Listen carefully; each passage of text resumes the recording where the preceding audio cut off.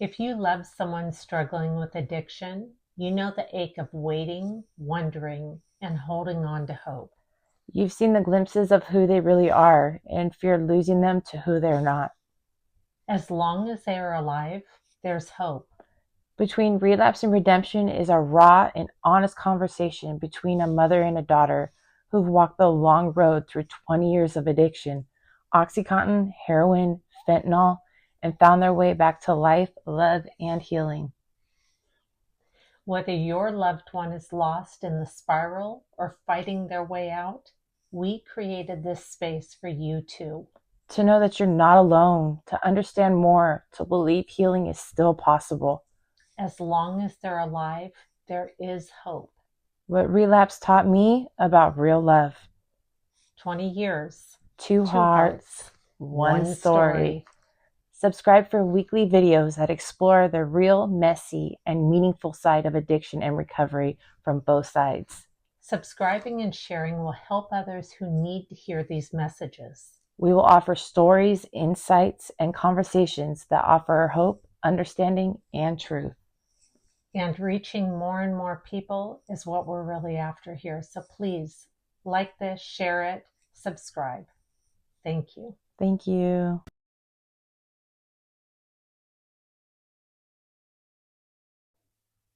Welcome back to Between Relapse and Redemption. It's been a while since we've posted anything, and there's been just some twists and turns as life happens to happen, huh?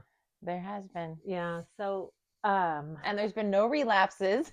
yes, praise God for that. There have been no relapses, but still, all joking aside, there's been some, advances in not just your recovery, that you've been really on track with, but there's been advances in your life by major setbacks also, followed by major setbacks. So, we haven't really processed through what happened here. And so, whatever you want to update.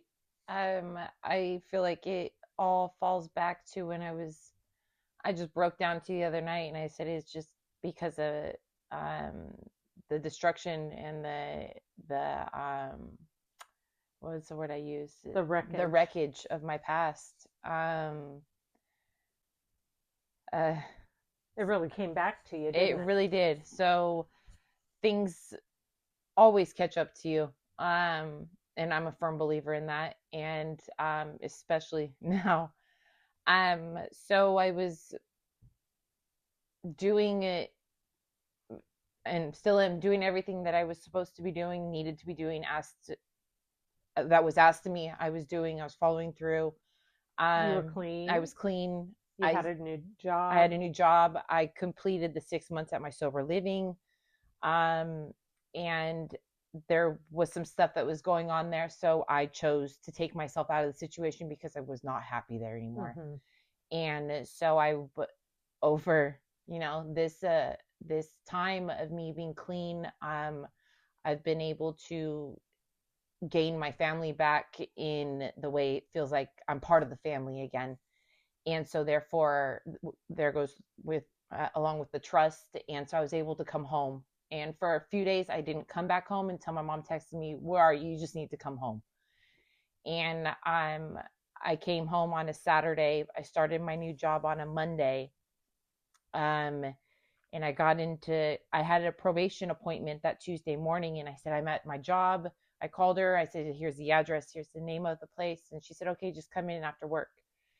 And I drove there. And mind you, I was so excited going to work and being able to come straight home and be able to play with my nephew and my family, have my family home.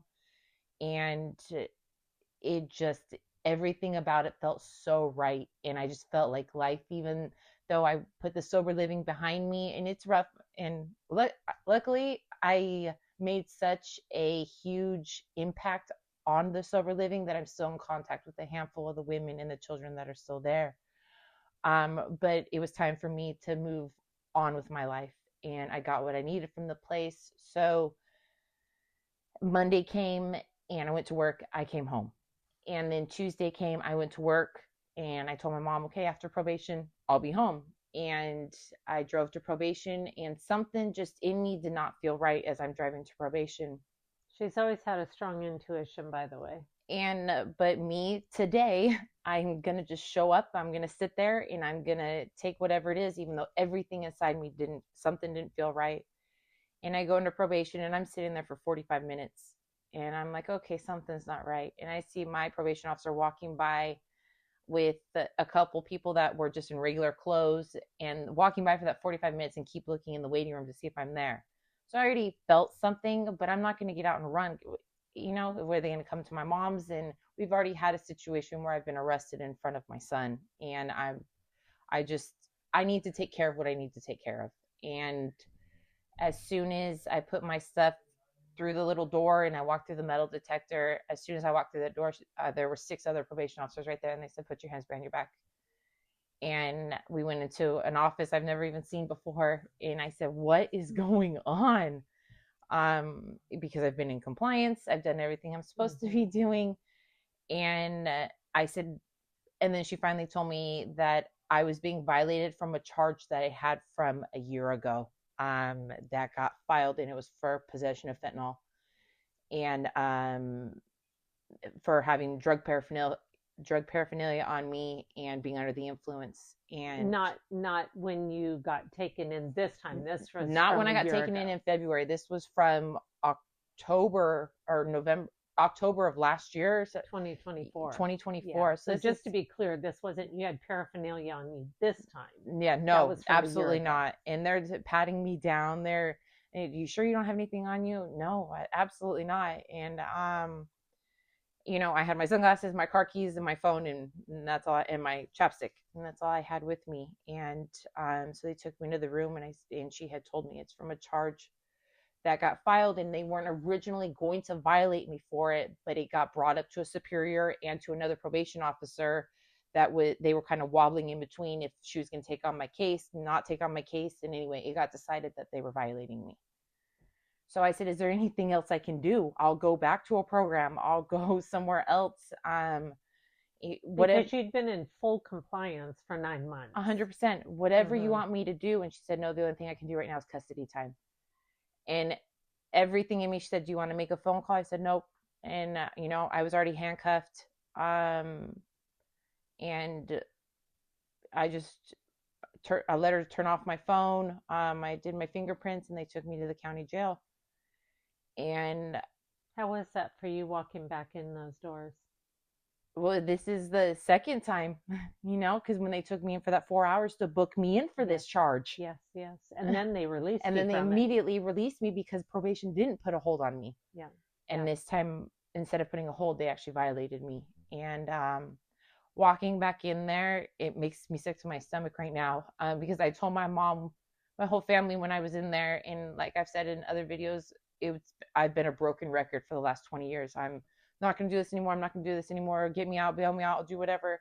And I never followed through with anything. And, but I was, and this time you did, dead set with my family in the commitment I made to not go back to the county jail and not go back to prison, not, you know, getting back into drugs and not hang around the same people. Yeah, hang around the same people, places, things, and everything that I was doing 10 months ago, 11 months ago, I absolutely am choosing not to do today. And I know exactly where it's going to lead me, and it's back to the streets, back in prison, and that's not where I want to be. I want to be at home with my family and my kids and my nephew, and be in my car. It's just the little things, be in a comfy bed and a warm shower and my clothes. And so I'm sitting in the outside area of our county jail because there's so many people that go in there now. They actually have a whole waiting area outside the facility. Oh, wow. I didn't know that.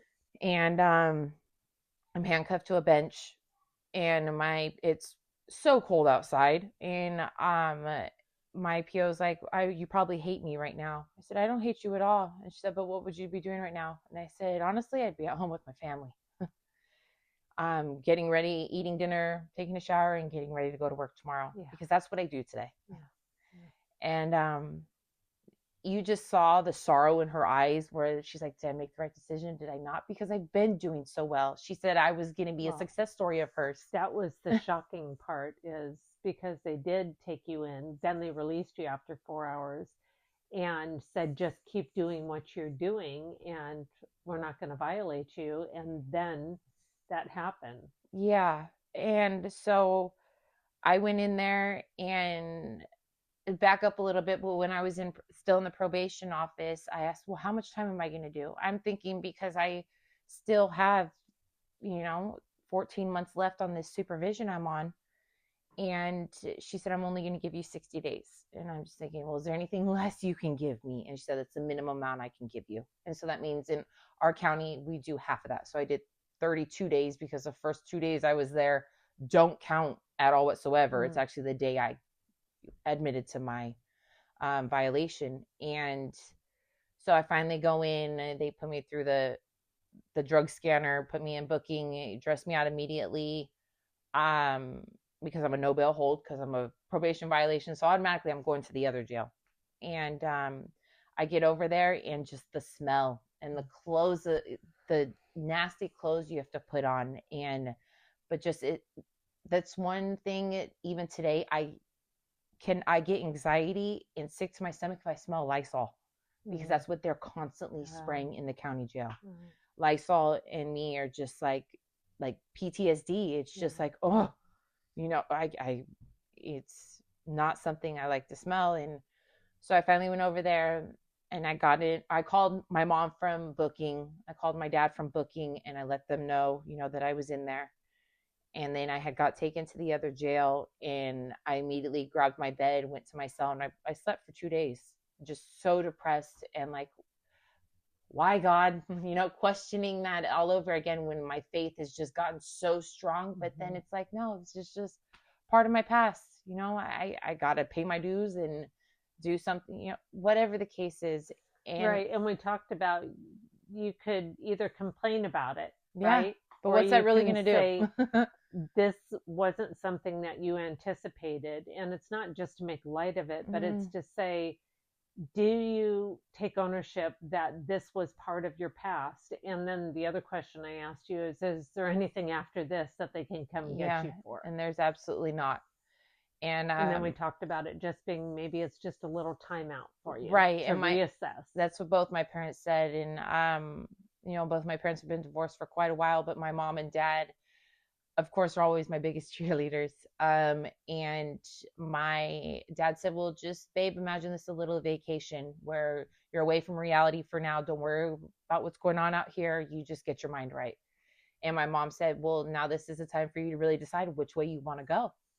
And I sat in there, and of course, me being my bubbly, happy self, there's so many people that are down and out. And when I got to my cell, I would cry. I'd be bummed out. I'd be like, I wonder what my family's doing.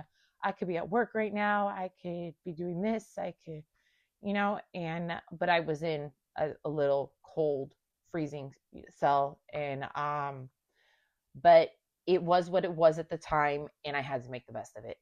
And I kept in contact with my family, and I just did what I had to do and got through my time.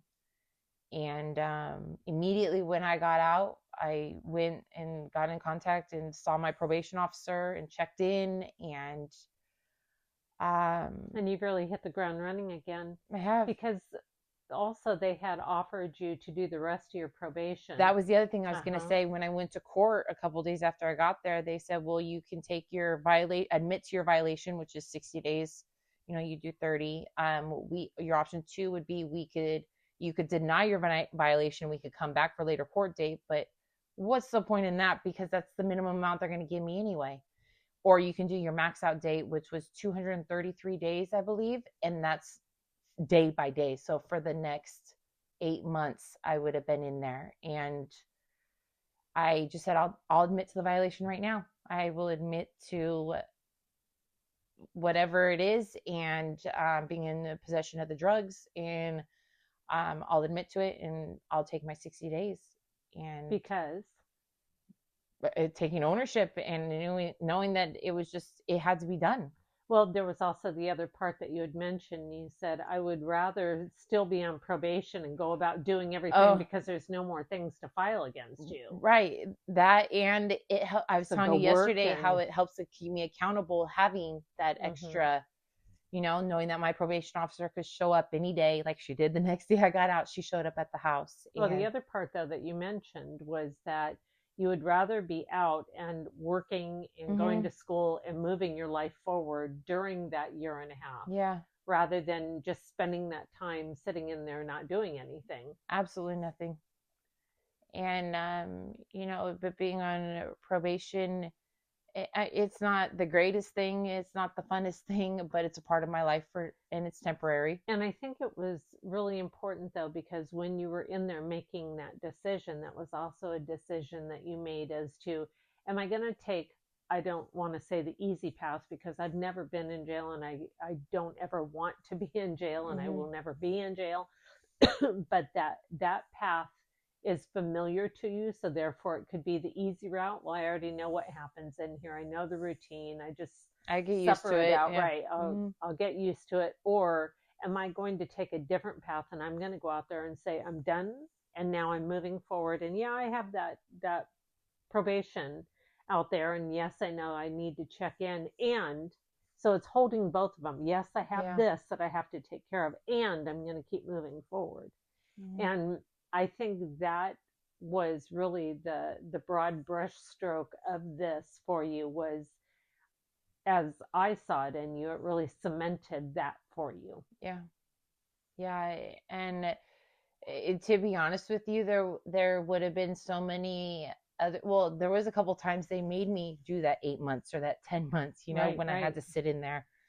And I, even after doing that 10 months, I couldn't wait to get out just so I could go get high.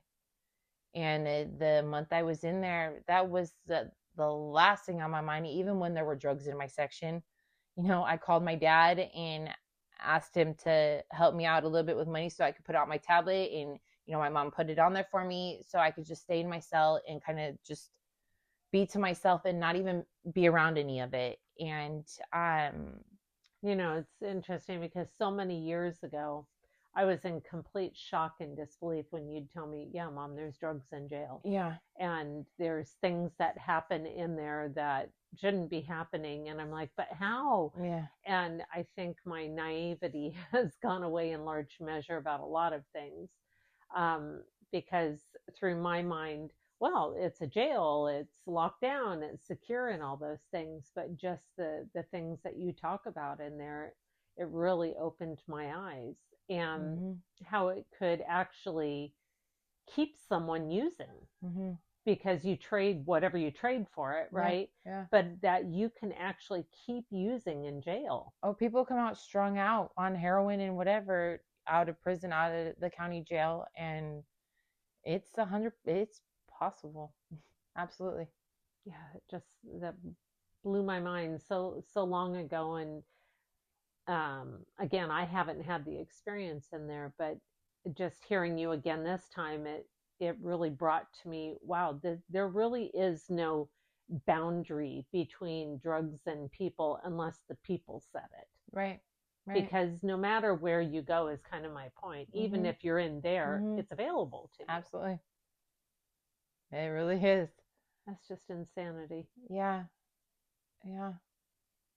I mean, how can people possibly, you know, get clean, or have the, I mean, obviously it's possible because you've done that and I'm sure others have done it too, but it just seems that that drug is so available that when someone's even trying to get on that path, it's like that temptation is just there. It's welcoming.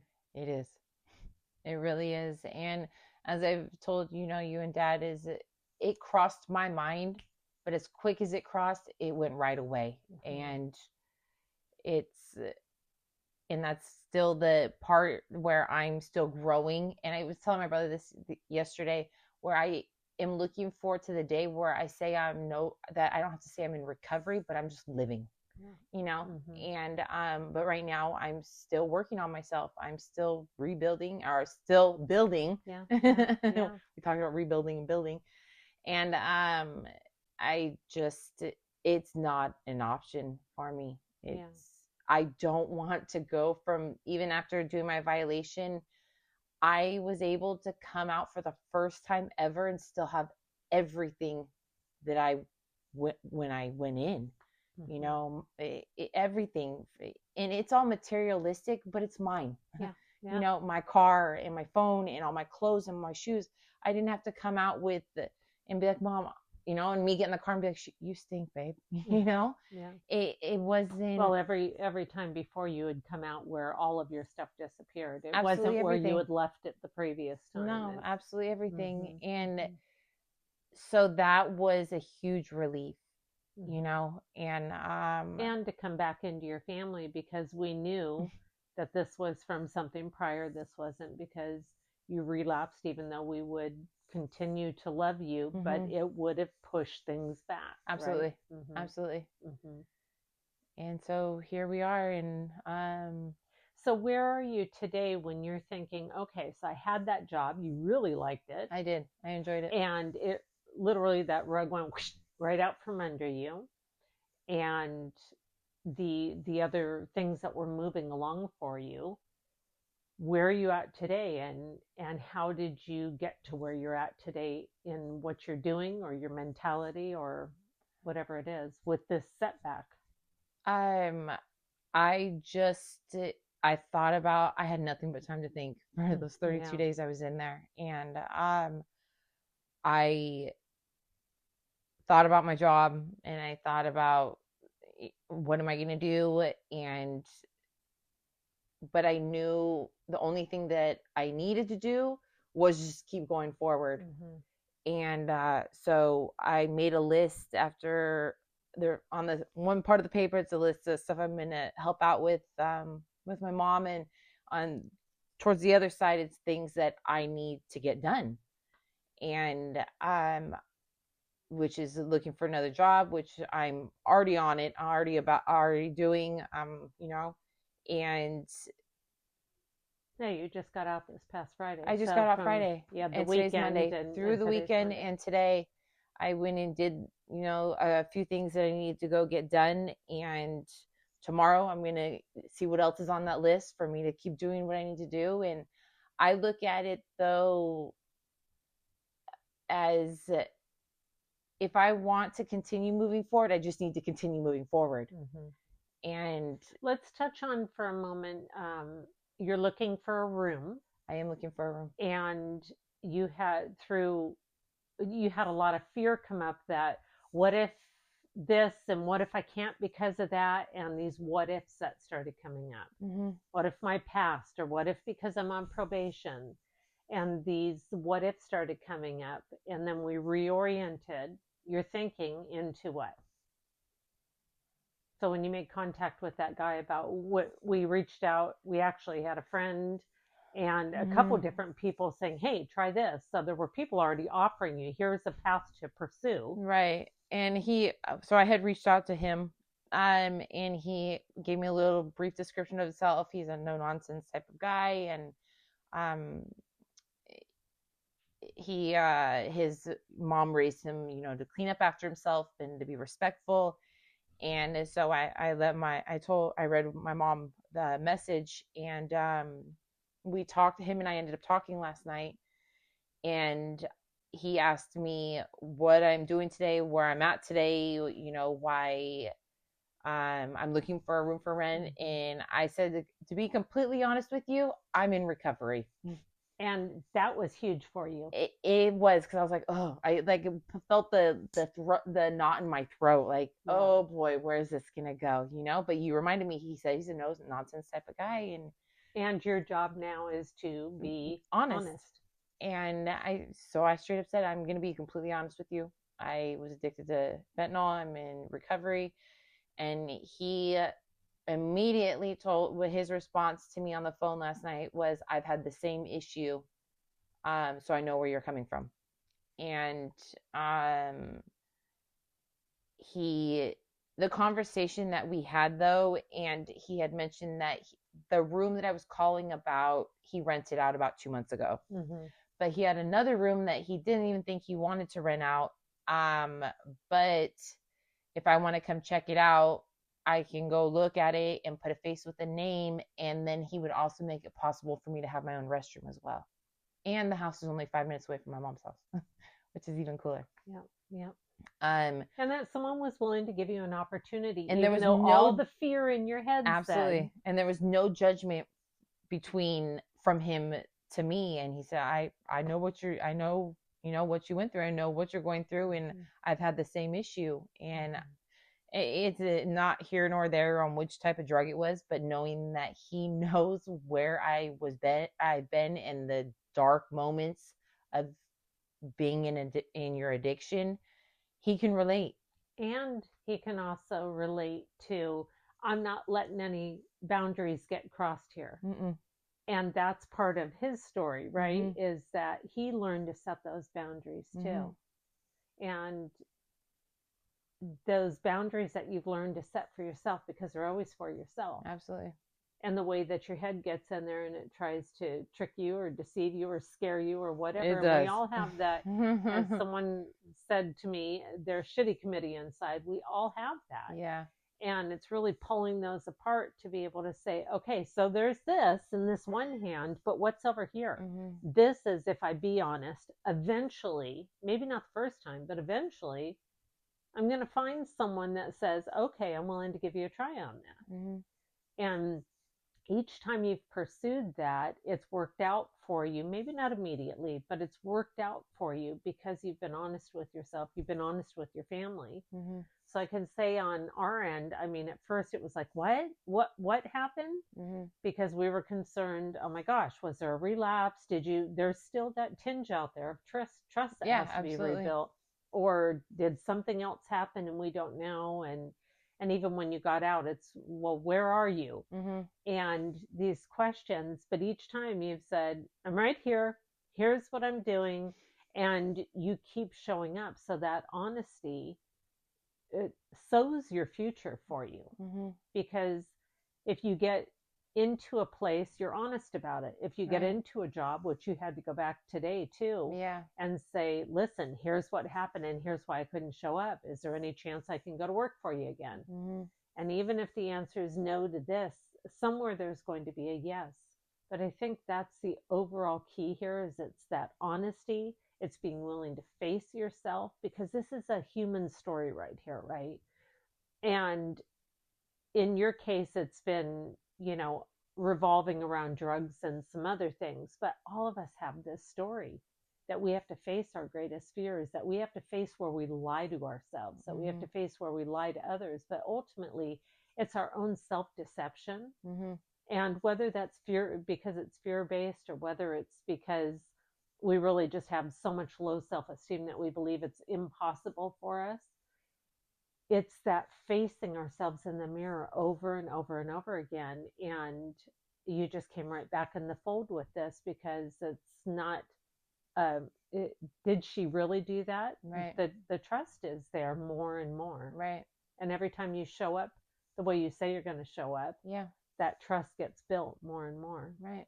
So any closing thoughts you have for anyone who's struggling with this, standing there looking in their own mirror and having a hard time taking accountability?